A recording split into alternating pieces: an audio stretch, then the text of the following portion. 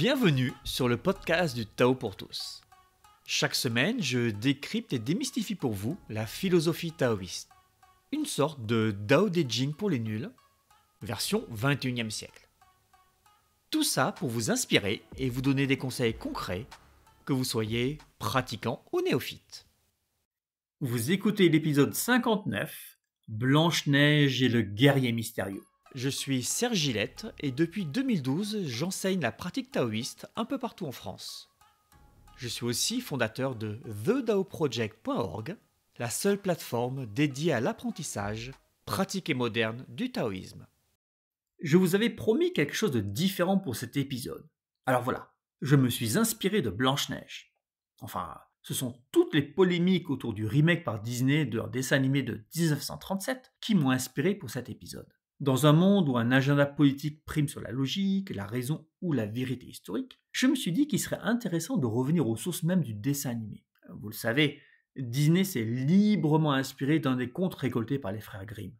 Car oui, tout comme Pérou en France, les deux frères ont fait le tour des campagnes de ce qui deviendra l'Allemagne pour récolter des vieux récits et en faire un recueil. Ils n'ont rien inventé. Enfin, on ne sait pas trop. Il est difficile de savoir si leurs contes sont vraiment fidèles à ce que les paysans leur ont raconté ou s'ils ont modifié des détails. Mais peu importe. Et là, vous me direz, mais quel est le rapport entre des contes de paysans allemands et le taoïsme ? Eh bien, dans le cas de Blanche-Neige, il ne s'agit absolument pas d'un conte pour enfants ni d'un conte moral, mais d'un lot d'enseignements cachés. Il s'agit d'ésotérisme. Le conte traite de la manière dont on doit s'y prendre pour évoluer, et il met en évidence les choses-trappes dans lesquelles nombre de pratiquants vont tomber. Je vous propose donc de manière un peu inédite de vous commenter ce conte de deux manières. La première sous le prisme de l'alchimie occidentale et la seconde sous le prisme de l'alchimie taoïste. Vous allez voir que les deux versions sont extrêmement proches l'une de l'autre.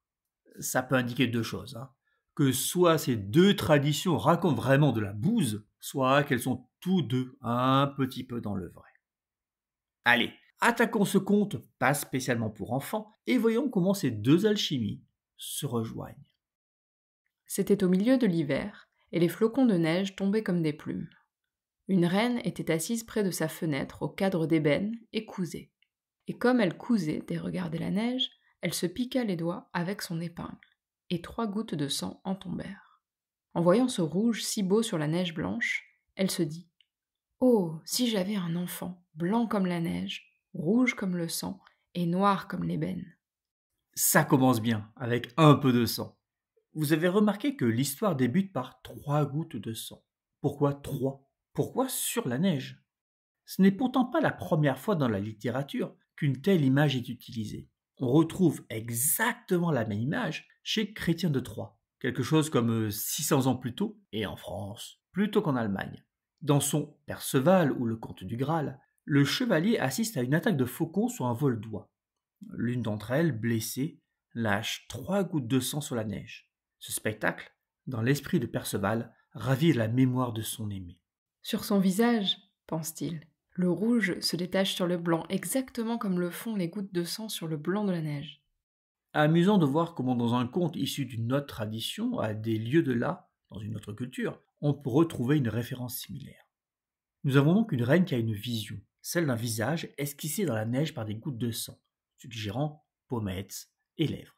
Cette vision lui donne envie d'avoir un enfant. Mais pas n'importe quel enfant, une fille. Elle veut que celle-ci soit dominée par 3 couleurs, soit le blanc, le rouge et le noir. Il ne s'agit bien entendu pas ici d'une quelconque tentative d'inclusion de minorités ethniques, mais d'une référence aux 3 étapes alchimiques occidentales. Je dis occidentales par opposition avec l'alchimie taoïste, mais ces pratiques viennent aussi d'Orient, juste d'un Orient moins lointain. Alors, quelles sont ces 3 étapes ? Nous avons tout d'abord l'œuvre noire, qui est la décomposition de la matière, suivie de l'œuvre rouge, soit la recomposition de celle-ci, pour finir avec l'œuvre blanc, quand la lumière entre dans la matière. Ah, c'est un peu cryptique, ça. Je te l'accorde. Il faut revenir à la base et au but de l'alchimie, qui est... De transformer le plomb en or ? Et non. Ça, c'est figuratif. Le but de l'alchimie est de prendre un humain un peu minable et d'en faire un humain franchement meilleur. Et oui, il y a du taf. Pour cela, la méthode est simple et elle s'apparente à de la mécanique automobile. L'ancienne, la vraie, pas celle d'aujourd'hui qui consiste à changer des cartes électroniques fournies par le constructeur. Non, celle avec la clé à molette et le cambouis. Imaginons que nous avons un moteur qui ne fonctionne pas très bien. Qu'est-ce qu'on fait? Attendez, je vais vérifier auprès du chef d'atelier. On va le démonter, nettoyer chaque pièce, le remonter, puis enfin mettre de l'essence de qualité et le faire démarrer. Démonter le moteur, c'est l'œuvre au noir. Le remonter, c'est l'œuvre au rouge. Mettre de l'essence, c'est l'œuvre au blanc. C'est plus simple, expliqué comme ça, je préfère. C'est toujours simple quand c'est bien expliqué. Si quelqu'un n'est pas capable d'expliquer simplement et clairement les choses, ce qui veut dire, sans utiliser un jargon à 2 francs, c'est que soit il n'y connaît rien, soit qu'il ne veut pas t'éclairer. De mon expérience, c'est généralement un ignorant qui veut se faire passer pour savant. Ok, donc ça, c'est pour l'alchimie occidentale, mais c'est quoi le lien avec l'alchimie taoïste? Je vais déjà commencer par une différence. Nous n'avons pas 3 étapes, mais 4. Une première qui n'est pas présente dans l'alchimie occidentale et qui est celle du guerrier mystérieux. Ouais, le nom il claque. Puis 3 autres qui correspondent exactement à l'œuvre au noir, au rouge et au blanc. Elles correspondent parfaitement dans leur signification, mais bon, nos couleurs sont différentes. L'étape du tigre blanc correspond à l'œuvre au noir, soit la distillation qui sépare l'alcool ou l'essence du liquide qui le dilue et qui diminue sa puissance. L'étape du dragon azuré correspond à l'œuvre rouge, où l'on réunifie ce que l'on a purifié. Et enfin, l'étape de l'oiseau vermillon qui correspond à l'œuvre blanc, celle où, fort de tout ce que nous avons accompli, nous mettons en application dans le monde réel notre transformation. Quelle est donc l'étape que les taoïstes rajoutent, celle du guerrier mystérieux? Qu'est-ce qu'elle signifie? Et pourquoi on considère ça comme important? Le guerrier mystérieux est ce moment où nous prenons conscience qu'il y a un travail à effectuer. Nous obtenons une information, nous avons une révélation qui nous montre que nous ne sommes pas vraiment parfaits. Cette révélation peut provenir de l'extérieur, en lisant un livre, en voyant un panneau publicitaire, en regardant une série, ou bien entendu, en écoutant un podcast de qualité. Elle peut aussi provenir de l'intérieur, en s'observant réagir dans une situation, en observant notre fonctionnement au quotidien, en voyant notre mal-être, notre incapacité à vivre heureux, à trouver l'âme sœur, et d'une manière générale, à s'accomplir. En fait, peu importe la cause ou l'origine de cette prise de conscience, elle est primordiale, elle initie le travail, elle le démarre. Et oui, l'initié n'est pas quelqu'un qui en connaît beaucoup, c'est juste quelqu'un qui a compris qu'il devait se sortir les doigts du fondement. L'initié est quelqu'un qui vient juste de commencer le chemin, qui initie, qui lance ce mouvement vers l'avant. Ah, en fait, c'est pour cette étape du guerrier mystérieux que tu fais le podcast. Eh oui.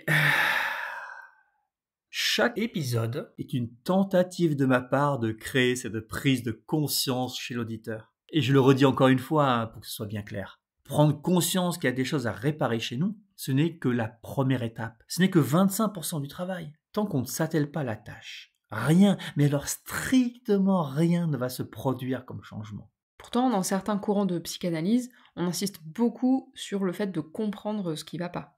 Ouais, et en même temps, on ne donne aucun outil pour régler le problème. On est dans une introspection constante.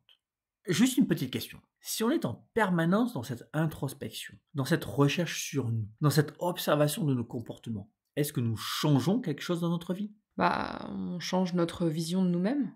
Ouais, et est-ce qu'on change quelque chose dans notre vie? Quand on va travailler, quand on est avec notre famille, quand on va faire les courses, quand on est avec nos amis, quand on est coincé dans un embouteillage. Non, on a juste changé une perception dans notre esprit, pas notre vie dans le monde. Exactement. Et n'en déplaise à ceux qui ne jurent que par la toute-puissance de la pensée positive et créatrice, avoir une information de plus sur qui nous sommes, ça change rien. Mais alors absolument rien dans notre vie concrète, celle de tous les jours, celle qui nous importe. Avoir lu un message inspirant sur un réseau social n'améliore pas ma gestion des émotions. Avoir vu un documentaire sur la méditation n'apaise pas mon esprit. Au mieux, cela donne une indication, une information. Nous sommes dans le guerrier mystérieux. Ok, alors pourquoi avec Yvan vous avez organisé un stage pour mieux se connaître, si ça sert à rien? Et j'ai absolument pas dit que ça servait à rien. Je te rappelle que cette étape est pour nous la première. Donc elle est indispensable, fondatrice. Ce que j'affirme en le criant encore et encore. Et ça continue encore et encore. C'est que le début d'un d'accord, d'accord. C'est qu'il ne faut pas s'arrêter là. Et c'est pour ça que sur les 6 jours du dernier stage, on en a passé presque 2 à mettre en application la connaissance nouvellement apprise. Nous avons fait en sorte de pousser les participants dans les 3 autres étapes. Le tigre blanc, le dragon azuré et l'oiseau vermillon. Si vous étiez là pendant le stage et que vous vous êtes demandé pourquoi on insistait sur la mise en pratique, sur la raison des exercices physiques, vous avez là une explication. Alors, juste pour en finir avec cette histoire d'étapes alchimiques. En chinois, elles sont nommées les Xichang, les 4 formes. C'est quelque chose de tellement important que nous allons le revoir en permanence dans l'enseignement ésotérique. Tu vas nous en parler ici ? Non, par définition, ésotérique, c'est caché. J'en reparlerai dans les cours et les stages de l'école des 9 voies naturelles, pas ailleurs. Sur le sujet, je renvoie les auditeurs à l'épisode 55 qui s'intitule, fort à propos, « Les frontières de l'ésotérisme ». Si on résume ce premier paragraphe de Blanche-Neige, on a une personne qui décide de se lancer dans un processus alchimique pour tendre vers le meilleur. Pas mal. Bientôt, elle eut une petite fille qui était aussi blanche que la neige, avec des joues rouges comme du sang et des cheveux noirs comme l'ébène, ce qui fit qu'on la nomma Blanche-Neige. Et lorsque l'enfant eut vu le jour, la reine mourut. C'est rêche, mais la mort est un moment important. Il faut comprendre ici que nous devons laisser derrière ce qui ne sert plus à rien. Cet abandon fait partie du processus alchimique. La reine meurt, car désormais la transformation est en cours, elle n'est plus la reine du départ. Elle est morte. C'était ma mère, monsieur. Et ta mère, qu'est-ce qu'elle a encore? Elle est morte. Là, nous avons une mise en garde très claire. Sur le remariage ? Non, sur le côté je me la pète. Cette nouvelle reine, c'est bien entendu la première, celle qui est morte, il faut suivre, et qui maintenant se croit arrivée car elle vient juste de commencer un processus alchimique. C'est une référence à tous ceux qui, commençant une pratique, se croient supérieurs aux autres, se croient au-dessus. Elle avait un miroir merveilleux, et quand elle se mettait devant lui, pour s'y mirer, elle disait « Petit miroir, quelle est la plus belle de tout le pays ?» Et le miroir répondait « Madame la reine, vous êtes la plus belle. » Alors elle était contente, car elle savait que le miroir disait la vérité. Elle est effectivement la plus belle, dans le sens où c'est la seule personne du royaume à cheminer, à se transformer. Cette vérité a le côté embêtant de renforcer chez elle cette croyance malsaine dans sa supériorité. On voit beaucoup ça chez des pseudo-pratiquants qui sortent des phrases du style « Oh, moi ça fait 10 ans que je pratique ». Certes, la durée est sans doute vraie, mais est-ce que cela a une importance ? Non. Est-ce qu'on a besoin de le cracher à la face du monde si on ne te le demande pas ? Encore une fois, non. Cette vérité n'est là que pour cacher l'indigence de la pratique. Il cherche une approbation de l'extérieur du style « Ah, waouh, 10 ans, la vache !» Exactement comme la reine cherche l'approbation de ses croyances dans le miroir. La reine est comme ce pratiquant qui, entrant dans une tradition, se croit à part, au-dessus des autres, sans n'avoir encore rien accompli. C'est celui qui va faire le mystérieux, car il sait des choses. On voit malheureusement ça dans nombre de confréries. Une fois, un gars d'une confrérie que je ne nommerai pas avait galéré pendant tout un stage, avec chacun des exercices que je lui ai donnés. De manière absolument pas surprenante, il n'est jamais revenu. Quand je l'ai croisé au détour d'un dîner chez un ami commun, il m'a dit, à moitié en rigolant, « Je suis pas revenu car j'avais tout compris. » Que dire ? On peut avoir cet effet pervers dans une confrérie où les membres se renvoient l'un l'autre l'idée qu'ils sont tous au-dessus, qu'ils sont supérieurs, qu'ils sont à part. C'est le très grand danger des groupes ésotériques. Pour la reine, dans Blanche-Neige, c'est un peu différent. C'est le miroir qui lui renvoie ses pensées et ses croyances. La reine est en boucle sur elle-même, et on sent déjà que l'histoire va mal finir pour elle. Mais Blanche-Neige grandissait et devenait toujours plus belle. Et quand elle eut 7 ans, elle était aussi belle que le jour, plus belle que la reine elle-même. Comme celle-ci demandait une fois à son miroir « Petit miroir, quelle est la plus belle de tout le pays ?» Il lui répondit aussitôt « Madame la reine, vous êtes la plus belle ici, mais Blanche-Neige est 1000 fois plus belle que vous. » Petit aparté sur les 7 ans. Le chiffre 7 revient souvent dans ce conte, comme il revient constamment en alchimie. Ici, on fait référence à l'âge de raison. En Occident, c'est le moment où l'on estime que l'enfant sait faire la différence entre le bien et le mal. Cette idée remonte au 4e concile de Lacan en 1215. C'est à ce moment-là que le pape décrète que si tu ne fais pas partie de son église, tu brûleras en enfer, que ce n'est pas normal de vendre des reliques de saints sans son accord ou d'épouser une femme juive. Il en profite pour lancer une croisade et établir la base de l'Inquisition, car nous sommes dans une religion d'amour quand même, ne l'oublions pas. Cet annus discretionis européen, cet âge où l'on discerne le bien du mal, se retrouve dans le taoïsme avec l'âge auquel l'esprit d'un enfant est complètement incarné. Nous y reviendrons un peu plus loin dans ce conte. Là, ce que cette durée de 7 ans signifie, c'est que l'œuvre a bien avancé. Le résultat est plus beau que la reine actuelle. C'est normal d'ailleurs. Un travail sérieux rapporte toujours des fruits. Petite mention à l'expression « vous êtes la plus belle ici ». Le miroir, il parle du château? Non, de l'esprit de la reine. Le miroir, c'est son mental. Dans sa tête, dans son esprit, la reine se croit la plus belle.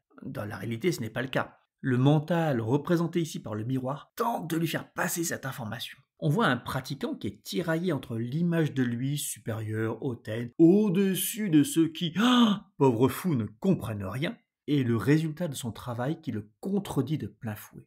Comment va réagir le pratiquant devant cette mise à l'épreuve? La reine, consternée, devint livide de rage et d'envie. Depuis ce moment, la vue de Blanche-Neige lui bouleversa le cœur, tant la petite fille lui inspirait de haine.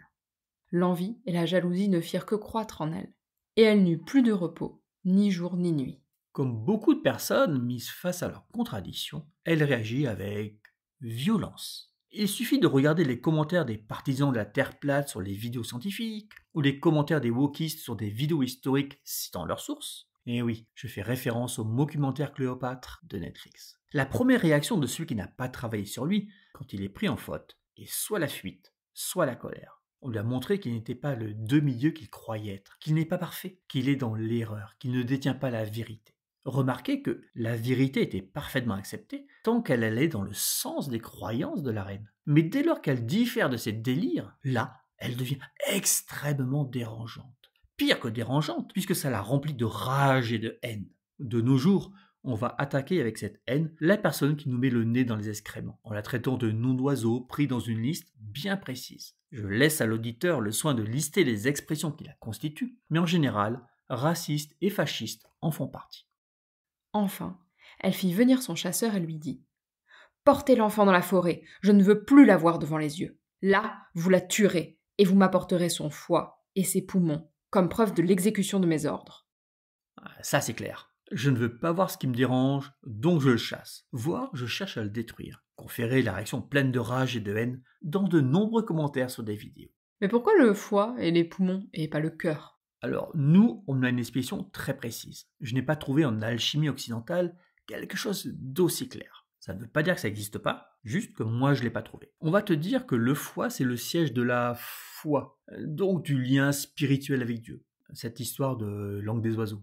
Sauf que le conte est en allemand, et que les deux mots foi et foi ne présentent aucune similitude sonore dans cette langue. Selon moi, c'est très tiré par les cheveux comme explication. Pour nous autres taoïstes, c'est super clair. Le foie est l'habitat de Hun, donc de l'âme, de l'intuition, de la liaison avec le plus grand. Le poumon est l'habitat du po, soit de l'instinct, de la liaison avec le monde matériel. La combinaison des deux définit littéralement l'incarnation de la personne.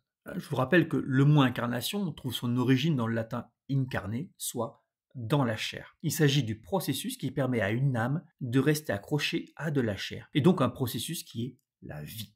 Enfin, pourquoi ne pas demander le cœur? Dans plein de contes, on arrache les cœurs, non? Le cœur, c'est juste l'habitat de l'esprit. La reine ne veut pas soumettre l'esprit du travail alchimique, elle veut le détruire ou le réincorporer. Pour ça, il faut détruire l'incarnation. Et le meilleur moyen, c'est de séparer le Hun du Po. Avançons un peu. Le chasseur prend à demi pitié de l'enfant et la laisse partir.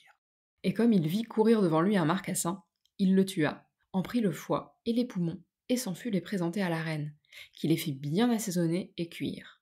La méchante femme crut manger la chair et le sang de Blanche-Neige. On a ici, selon l'alchimie occidentale, deux éléments marquants, la cuisson et l'assaisonnement. Il s'agit du sel dans ce dernier cas. Le ketchup n'existait pas à l'époque.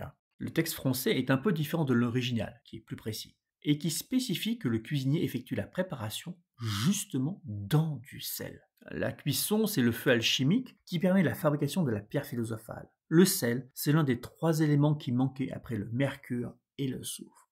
En gros, la reine essaye de récupérer le travail qu'elle a accompli, mais trop tôt et pour de mauvaises raisons. Par envie, j'imagine, pour cette histoire de beauté? Oui, elle veut être la plus belle, elle veut rayonner. C'est encore le pratiquant qui veut aller trop vite dans le seul but de frimer. Nous avons donc un pratiquant qui obtient une information, qui se lance dans un travail alchimique. Celui-ci commence à prendre forme, 7 ans. Il révèle à quel point, lui, le pratiquant est moche. C'est le miroir. Là, le pratiquant, plutôt que d'accepter ce changement, se laisse aller à sa haine et cherche à détruire son début d'œuvre en accélérant le processus. Ça fait un peu minable dit comme ça. Ouais, je suis assez d'accord. Pendant ce temps, la pauvre enfant errait toute seule dans l'épaisse forêt, et elle avait si grand peur qu'elle regardait d'un air inquiet tous les arbres et toutes les feuilles, ne sachant où trouver du secours. Puis, elle se mit à courir sur les pierres pointues et sur les épines, et les bêtes féroces bondissaient à côté d'elle, mais sans lui faire aucun mal. Selon la vision occidentale, ce serait une allusion aux deux voies alchimiques, la minérale et la végétale. Ouais. Je suis moyennement convaincu, car pourquoi alors les bêtes sauvages? Notez bien qu'elles ne lui font rien, donc cette information est significative. Dans Lao Tse, on dit justement que l'homme accompli, donc celui qui a fait un travail alchimique, ne craint ni le tigre, ni le rhinocéros. C'est peut-être ici une allusion au fait que Blanche-Neige représente un vrai et bon travail alchimique, qui est donc en accord avec la nature du monde, et qui ne le craint pas. Elle courut aussi longtemps que ses pieds purent la porter, et elle aperçut alors une petite cabane, où elle entra pour se reposer. Tout dans cette cabane était petit, mais si gentil et si propre qu'on ne saurait le décrire. Il y avait une petite table, recouverte d'une nappe blanche, avec 7 petites assiettes. Chaque assiette avec sa petite cuillère, puis 7 petits couteaux, 7 petites fourchettes, et 7 petits gobelets. Contre le mur, il y avait 7 petits lits, l'un à côté de l'autre, couverts de draps, blancs comme la neige. Attention, les nains arrivent. Pardon, les 7 êtres magiques et politiquement corrects. Blanche-Neige avait très faim et très soif. Elle mangea une cuillère de légumes avec une bouchée de pain dans chaque assiette et but dans chaque gobelet une goutte de vin, car elle ne voulait pas prendre une seule part tout entière. Puis, comme elle était fatiguée, elle essaya de se coucher dans un des petits lits. Mais l'un était trop long, l'autre trop petit, et enfin, il n'y eut que le 7e, qui fut à sa taille. Elle y resta donc, fit sa prière et s'endormit. Juste pour enfoncer le clou, on a des lits qui sont soit trop petits pour une enfant de 7 ans, soit un peu trop grands et un seul à sa taille. On dirait plutôt les Dalton dessinés par Goscinny que les nains de Disney. Là, vous remarquerez que Blanche-Neige essaye d'équilibrer au maximum le désordre qu'elle cause par son arrivée. Elle répartit ses prises de boissons et de nourriture pour qu'aucun des 7 habitants ne soit plus lésé que les autres. Il y a là un enseignement, on va y revenir. La nuit venue, les maîtres de la cabane arrivèrent.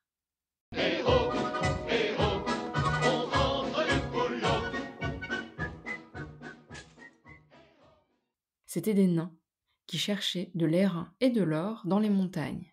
Ils allumèrent leurs petites lampes, et quand le logis fut éclairé, ils virent bientôt que quelqu'un avait passé par là, car tout n'était plus dans le même ordre où ils l'avaient laissé. Premier petit détail, c'est vraiment le mot nain dans le texte allemand, pas compagnon verticalement défavorisé. Second détail, ils allument la lumière dans la chaumière, mais ils ont fait tout le trajet depuis leur mine dans le noir. Autant dire que le monde extérieur ne leur fait pas vraiment peur, et qu'ils y sont parfaitement à l'aise, même la nuit. Il y a bien entendu une raison pour ça. Dans le texte allemand, il n'est pas fait mention d'or ou d'airain. D'ailleurs, l'airain étant un alliage de cuivre, comme le bronze, ne se trouve pas en creusant le sol, ça se fabrique. Dans le texte, les frères Grimm parlent uniquement de minerai. J'ai peut-être l'air de pinailler, mais la différence est de taille. En alchimie occidentale, on décrit l'évolution de l'individu lors du travail alchimique comme le passage entre différents métaux, le plus bas étant le plomb et le plus haut étant l'or. Ah bah, tu vois que le but de l'alchimie, c'est de transformer du plomb en or. Oui, mais de manière figurative. C'est la description d'un processus de raffinage, d'amélioration. Les métaux sont le plomb, l'argent, le mercure, le fer, l'étain, le cuivre et l'or. Alors, il y a un ordre précis, mais je ne le connais pas. En revanche, le plomb est le plus bas et l'or est le plus haut. Donc nous avons 7 minerais, que 7 nains extraits du sol. Les nains sont donc des représentations du processus alchimique, et non pas, n'en déplaise nos amis woke, des personnes atteintes de nanisme. Et pour les taoïstes, ces 7 nains, ça veut dire quelque chose? Clairement, ce sont 7 démons au nom pittoresque. Ceux qui ont participé au stage de cet été en ont rencontré un d'ailleurs.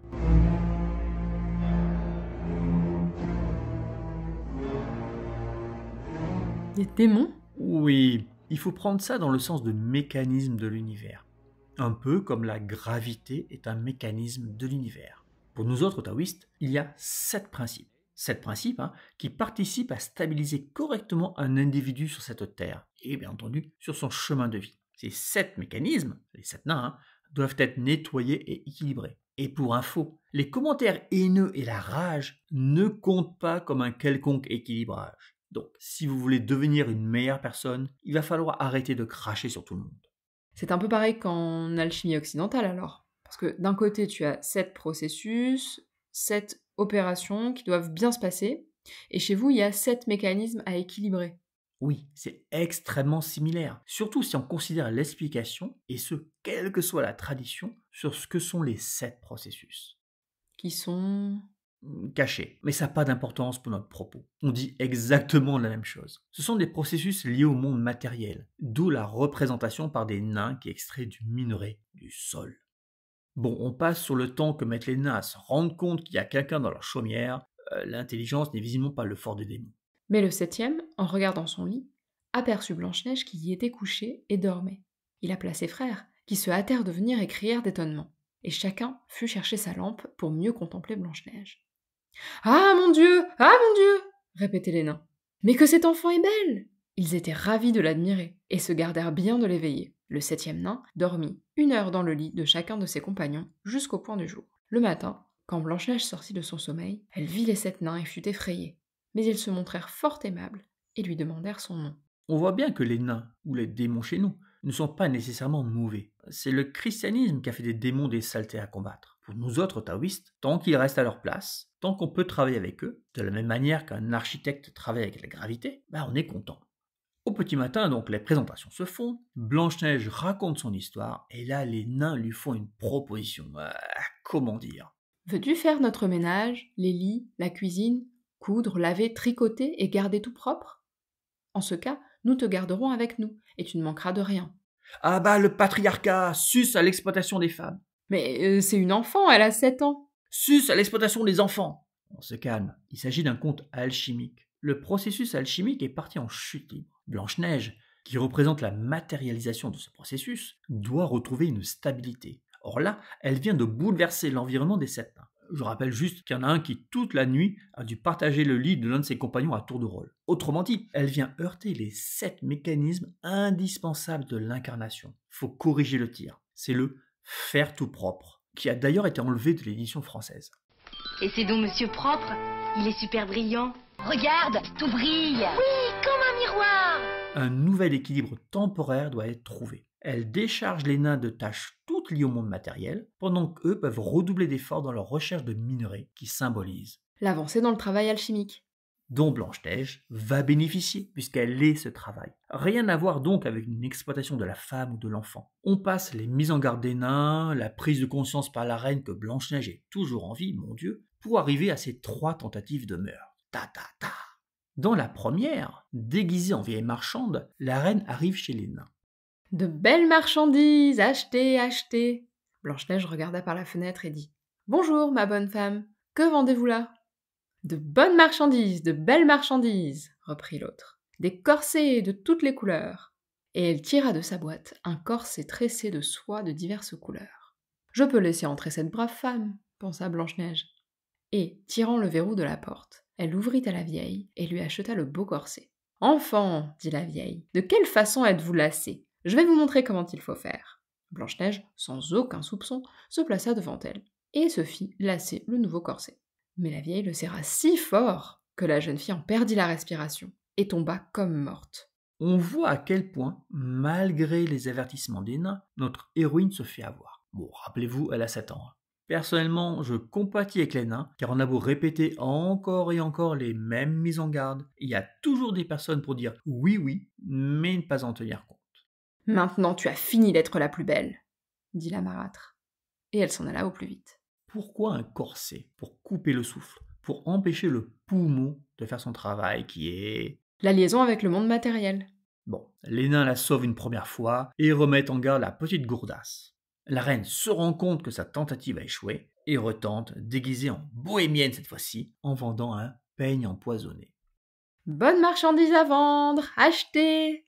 Blanche-Neige regarda par la fenêtre, mais elle répondit. « Je ne dois faire entrer personne, passez votre chemin. »« On vous permettra bien de regarder seulement, » répartit la vieille, qui tira le peigne empoisonné et le mit sous les yeux de la jeune fille.